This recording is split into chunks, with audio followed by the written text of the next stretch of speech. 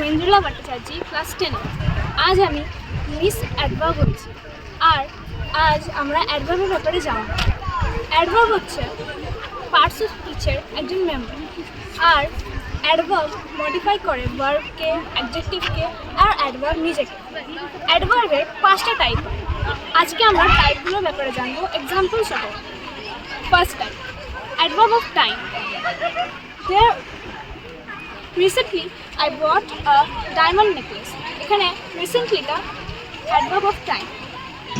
আর এটা second type হচ্ছে adverb of place.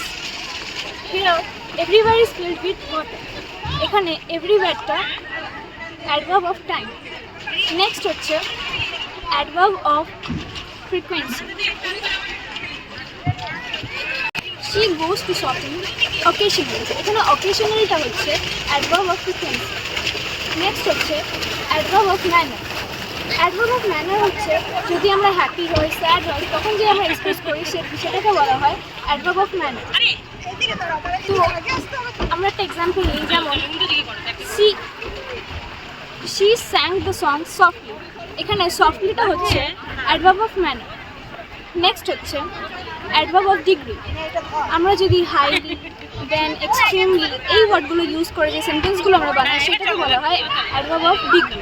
যেরকম একটা এক্সাম্পল হচ্ছে দ্য লিকুইড ইজ হাইলি ইনফ্লুয়েন্ট। এখানে অ্যাডভার্ব অফ ডিগ্রি হচ্ছে হাইলি।